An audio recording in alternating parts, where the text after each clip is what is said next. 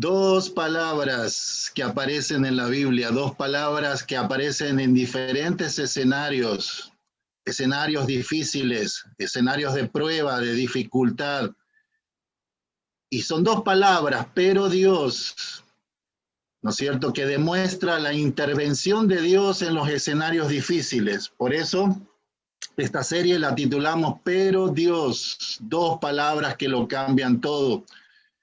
Y habíamos comenzado, ¿no es cierto?, en Génesis, la primera vez que aparece, ¿no es cierto?, en la Biblia, estas dos palabras, es en Génesis capítulo 20, verso 3, y el escenario es la vida de Abraham. Y vemos cómo Dios interviene librando o liberando a Abraham de todos sus temores. Y de ser un hombre temeroso se transforma justamente en un hombre de fe y se le conoce como el padre de la fe. ¿Cómo transformar a una persona esclava de sus temores en un hombre de fe? Bueno, ahí está la vida de Abraham. Dios intervino. Cuando todo parecía estar arruinado en la vida de Abraham, que cometió una terrible equivocación, Dios intervino para arreglarlo todo.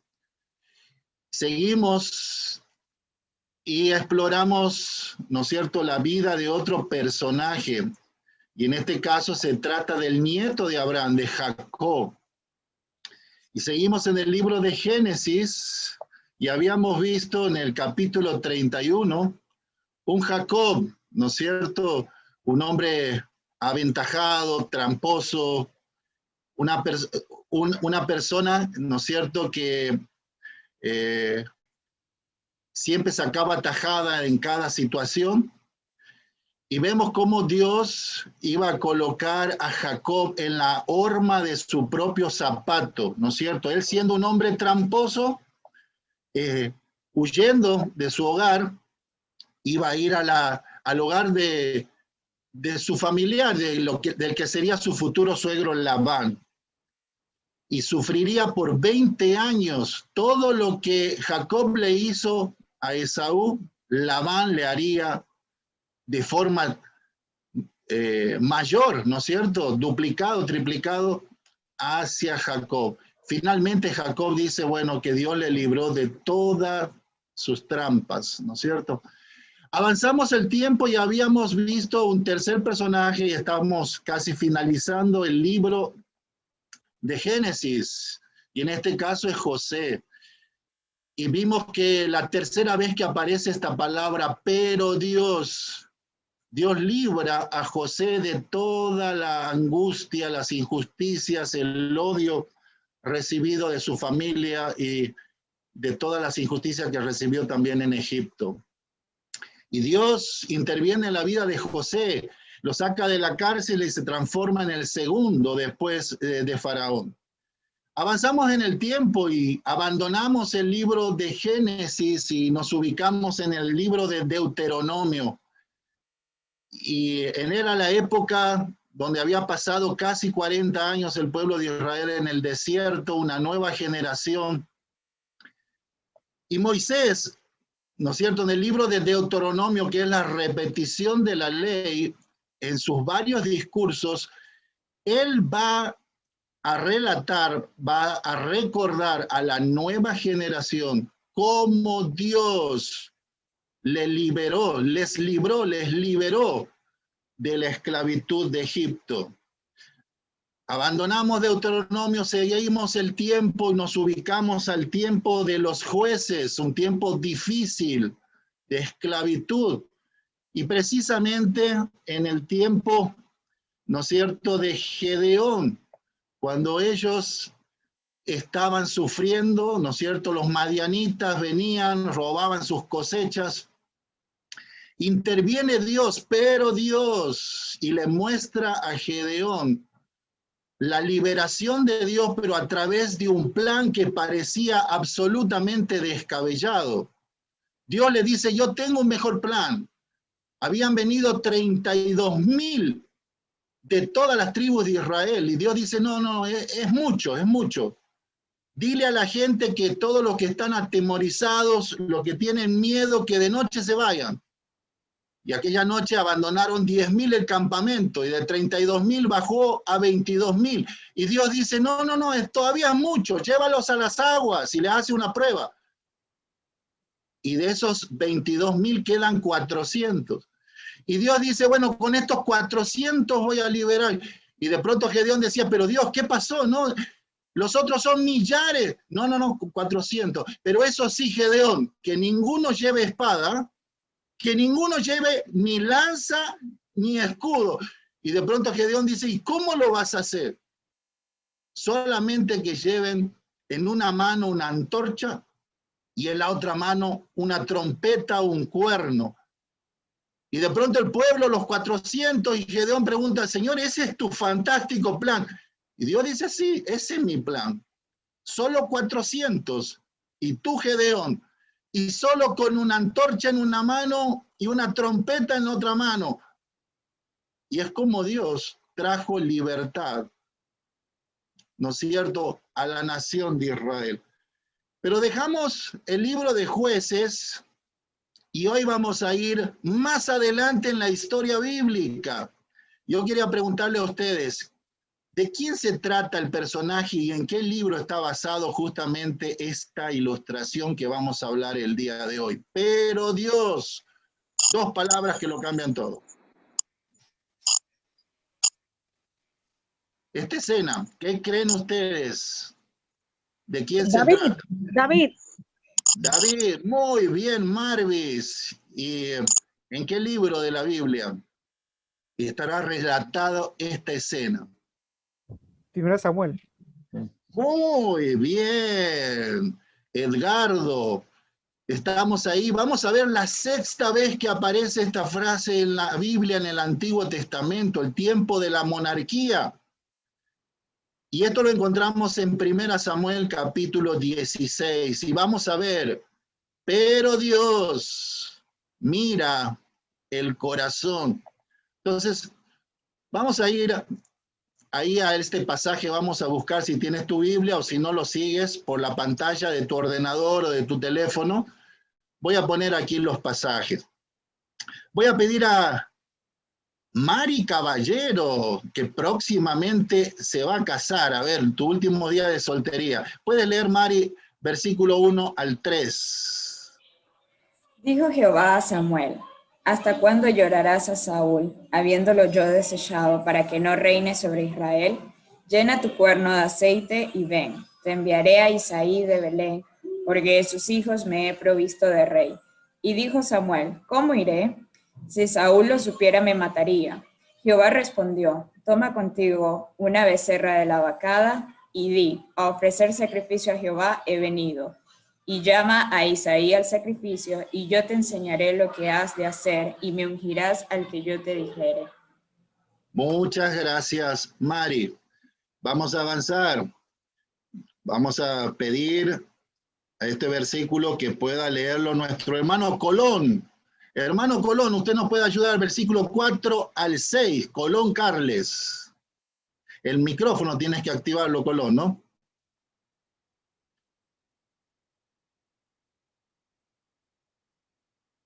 Vamos a esperar un momentito hasta que lo active. Ahí está. Hizo pues Samuel como le dijo Jehová, y luego que él llegó a Belén, los ancianos de la ciudad salieron a recibirle con miedo y dijeron, ¿es pacífica tu venida? Él respondió, sí, vengo a ofrecer sacrificio a Jehová. Santificaos y venid conmigo al sacrificio. Y santificando él a Isaí y a sus hijos, los llamó al sacrificio. Y aconteció que cuando ellos vinieron, él vio a Eliab y dijo, de cierto, delante de Jehová estás ungido. Muchas gracias, hermano Colón. Vamos a seguir, voy a pedirle al hermano Diego Tomás, si puede leer el versículo central. Este es el versículo central de la historia, versículo 7. Buenos días. Y Jehová respondió a Samuel, no mires a su parecer ni a lo grande de su estatura, porque yo lo desecho. Porque Jehová no mira lo que mira el hombre, pues el hombre mira lo que está delante de sus ojos, pero Jehová mira el corazón. Gracias, Diego. Pero Jehová, pero Dios, mira el corazón.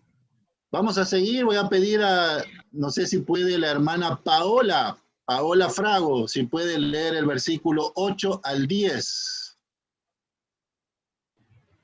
Entonces llamó Isaí a Abinadab y lo hizo pasar delante de Samuel, el cual dijo: tampoco a este ha escogido Jehová. Hizo luego pasar Isaí a Sama, y él le dijo: tampoco a este ha escogido Jehová. E hizo pasar Isaí 7 hijos suyos delante de Samuel, pero Samuel dijo a Isaí: Jehová no ha elegido a estos. Muchísimas gracias, Paola. Entonces vamos a avanzar. Voy a pedirle a Carolina, no sé si puede Carolina Loel leer el versículo 11 y 12. Entonces dijo Samuel a Isaí: ¿son estos todos tus hijos? Y él respondió: queda aún el menor, que apacienta las ovejas. Y dijo Samuel a Isaí: envía por él, porque no nos sentaremos a la mesa hasta que él venga aquí. Envió pues por él y le hizo entrar, y era rubio, hermoso de ojos y de buen parecer. Entonces Jehová dijo: levántate y úngelo, porque este es. Muchas gracias, Carolina. Voy a pedir a Lady Michelle, desde Chame, desde el campamento, creo, ¿no? De Palabra de Vida, el versículo 13. Y Samuel tomó el cuerno del aceite y lo ungió en medio de sus hermanos. Y desde aquel día en adelante el Espíritu de Jehová vino sobre David. Se levantó luego Samuel y se volvió a Ramá. Muchísimas gracias. Entonces, vamos a analizar poco a poco estos pasajes, ¿no es cierto? Vamos ahí al versículo 1, ¿no? Dice: dijo Jehová a Samuel: ¿hasta cuándo llorarás a Saúl, habiéndolo yo desechado, para que no reine sobre Israel? Podemos preguntarnos, ¿no? ¿Por qué desechó Dios a Saúl? Y realmente la respuesta, ¿no es cierto?, de acuerdo a lo que vemos en la Biblia, es que Dios desechó a Saúl por su obstinada desobediencia. Obstinada desobediencia. ¿Qué idea tienes tú acerca de esta palabra, no? Obstinación. ¿Alguien puede dar una pequeña definición de lo que es la palabra o el término obstinación? ¿Qué es obstinación?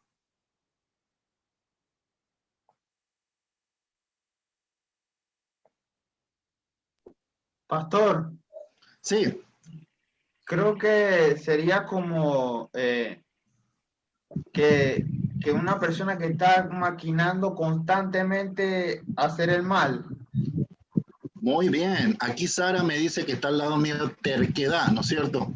Cuando la persona es terca, o como dice Diego, no quiere cambiar, ¿no es cierto? Es una persona que se mantiene el mismo rumbo por más que le digas, por más que le habla, está obstinado, está empeñado, está en una situación de terquedad. Ok, vamos a ver. ¿Qué califica como desobediencia? ¿No es cierto? Vamos a ver. La obediencia parcial es desobediencia, ¿no es cierto? O también se podría llamar, además de obediencia parcial, se podría llamar obediencia selectiva, ¿no? Esto es fácil, esto me gusta, pero lo que no es tan fácil o lo que demanda demasiado de mí, entonces decido no obedecer. A eso se le calificaría obediencia parcial. O La desobediencia, ¿sí? ¿Sí? Una obediencia por conveniencia. Solo lo que le conviene lo obedece y lo que no lo desecha. Así es, hermana Zoraida. Gracias por la aportación. Muy buena acotación. La obediencia por conveniencia, ¿no es cierto? Obediencia parcial. También la obediencia demorada, ¿no? Y de pronto usted ve a la mamá luchando con el niñito, ¿no es cierto? Y el niñito le dice: Juancito, a la 1, Juancito a las 2, a las 3, a las 4. Esa es obediencia demorada. Pero también existe algo que se llama obediencia desganada, ¿no? Cuando alguien lo hace, pero con una pésima actitud. Todo esto es desobediencia. Y esto es lo que vemos en la vida de Saúl, ¿no es cierto? Desobediencia. Sigamos, vamos a avanzar la segunda parte del versículo 1. Dice, Dios le dice a Samuel, llena tu cuerno de aceite y ven, te enviaré a Isaí de Belén, porque de sus hijos me he provisto de rey.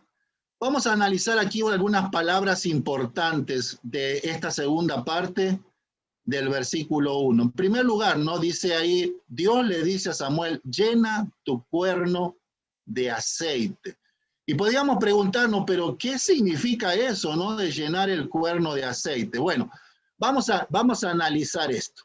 En primer lugar, llenar el cuerno de aceite era mucho más que un protocolo, ¿no es cierto? Es algo que se hacía cuando se ungía, ¿no es cierto?, a un rey, a un nuevo rey, o se ungía al sacerdocio.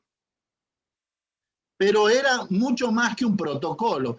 Por ejemplo, en la mayoría de los países que conocemos, ¿no es cierto?, cuando se le va a dar la investidura a un nuevo presidente, en muchos países se le toma un juramento y generalmente el juramento lo hacen sobre una Biblia, ¿no? Y el futuro presidente o el que va a iniciar la presidencia sobre la Biblia juramenta, ¿no es cierto?, que va a servir a la patria.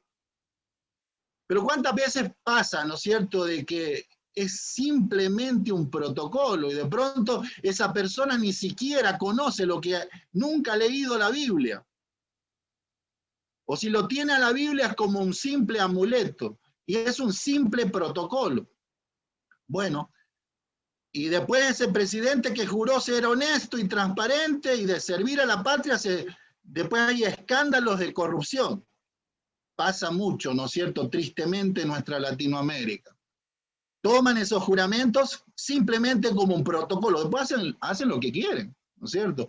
Bueno, esto de el cuerno de aceite, en este caso Samuel ungiendo a David, y antes lo había ungido a Saúl, era más que un protocolo de inicio del reinado, en este caso de David. Pero también era mucho más que un simbolismo. El aceite, ¿no?, pues, representa al Espíritu Santo, representa la unción, pero es mucho más que un simple simbolismo. ¿Qué representa entonces llenar tu cuerno de aceite? Era la unción de Dios. Entonces uno se pregunta, bueno, si es la unción de Dios, ¿qué significa esto de la unción de Dios? Bueno, vamos a tratar de ver esto, ¿no? La unción de Dios. En primer lugar, hablaba de la presencia de Dios en el monarca. No tenía que olvidarse de que en su gobierno tenía que estar caracterizado por la presencia de Dios en todos los actos. Tenía que estar caracterizado por la obediencia a Dios. Eso era lo que significaba ese aceite de la unción. Significaba una sumisión absoluta a Dios y a su palabra. Significaba la búsqueda de la guía de Dios. Significaba buscar la voluntad de Dios. La unción de Dios significaba gobernar, en este caso a la nación de Israel, a la manera de Dios. Y uno puede seguir hablando de todo lo que implicaba esa unción de Dios, en este caso a través del aceite que se derramaba. Bueno, Dios le dio esta indicación, ¿no? Llena tu cuerno de aceite. Lo segundo que le dice ahí en el versículo 1, te enviaré a Isaí. ¿Quién era Isaí? Bueno, si vamos a Ruth capítulo 4, el versículo 17, ustedes lo pueden buscar después, y el versículo 22, encontramos que Isaí era el nieto de Ruth y de Boz. Ustedes luego pueden leer el libro de Ruth, esta historia fascinante de Ruth, que luego enviudó, fue a un país extranjero que no conocía con su suegra, absolutamente pobres y quebrados. Hace trabajos realmente de las personas que no tenían absolutamente nada, viviendo de la caridad, recogiendo el trigo que estaba caído, los granos en el campo, pero luego se transforma en la esposa de Booz. Isaí sería el nieto, ¿no es cierto?, de Ruth y Booz. Pero sigamos avanzando. Además dice, te enviaré a Belén. Vamos a ver un poco acerca de esto, ¿no es cierto? ¿Dónde estaba Belén? ¿Y dónde se encontraba Samuel? Samuel tenía, de donde se encontraba, tenía que viajar a Belén. Bueno, vamos a ver este pequeño mapa. Ahí está el mapa de Israel. Fíjense en dónde está la flecha roja. Ese era el hogar de Samuel. Era la ciudad de Ramá. ¿Dónde estaba Ramá como punto de referencia? Bueno, se encontraba a 8 kilómetros al norte de Jerusalén. Y Dios le dice, tienes que ir a la ciudad de Belén. Ahí está marcado en el mapa. ¿Dónde estaba Belén? Estaba a 9 kilómetros al sur de Jerusalén. En conclusión, ¿cuántos kilómetros aproximadamente tenía que hacer Samuel? ¿Cuántos kilómetros había desde Ramá hasta Belén? Aquí mi esposa dice 17 kilómetros, ¿verdad? ¿No es cierto? 8 más 9, 17 kilómetros. El problema no era tanto la distancia de ir a Belén. Vamos a ir más adelante, ¿no es cierto? Y la indicación no solamente era que tenía que ir a Belén, sino que de los hijos de Isaí, Dios había provisto un rey. Iba a ser uno de los hijos de Isaí. Avancemos, el próximo versículo, el versículo 2, dice, y dijo Samuel, ¿cómo iré? Si Saúl lo supiera, me mataría. Uno dice, pero quizás Samuel está exagerando. No, vamos a ver. ¿En qué se había transformado el rey Saúl? Vamos a hacer una pequeña radiografía de la evolución de su vida, ¿no es cierto? A veces las personas cambian, ¿no es cierto? No sé si te ha pasado, tú tenías amigos y de pronto después de 20 años lo ves y esa persona ha cambiado, ¿verdad? Como tú has cambiado también, lo que estamos en cierta edad. Uno cambia físicamente y cambia también en la forma de ser, ¿no es cierto? De pronto a mí me pasa, veo amigos y de pronto veo que los amigos que contemporáneos, algunos ya no tienen pelo. Otros, ¿no es cierto?, han aumentado de peso y uno dice, pero eres otro. No te reconozco. ¿Cuántos dirán lo mismo de ti, no? Dirán de mí también, que no me reconocen, ¿no? Algunos tienen todavía la imagen esa antigua mía que era demasiado delgado, demasiado flaco. Me ven ahora y dicen, ¿qué pasó? Bueno, vamos a ver la evolución y lo que hicieron los años en la vida de Saúl. Bueno, ¿en qué se transformó finalmente el rey Saúl? Aquí está la evolución de su vida. Él comenzó, se podría decir bien, había comenzado en humildad. Ahí en 1 Samuel, capítulo 15, y el verso 17, dice así, voy a leerlo. Y dijo Samuel, aunque eras pequeño en tus propios ojos, refiriéndose a Saúl, ¿no es cierto? Aunque eras pequeño en tus propios ojos, ¿no has sido hecho jefe de las tribus de Israel? Y Jehová te ha ungido por rey sobre Israel. Samuel está llamando la atención porque en este capítulo 15 de 1 Samuel es cuando Dios le dice ya desecho a Saúl. Pero Samuel le indica, mira, tus comienzos eran muy pequeños. Saúl, ¿te acuerdas que cuando comenzaste, cuando fuiste ungido por Dios, no tenías futuro, no tenías mayores aspiraciones, no tenías no tenías grandeza? De ahí te sacó Dios, de la nada. Dios te puso por rey, por ungido. Pero mira cómo desperdiciaste tu vida. Pero él había comenzado bien, había comenzado con humildad. Pero algo pasó, ¿no es cierto? Hubo un cambio en su vida, pero no fue un cambio para bien. Fue un cambio para degradación.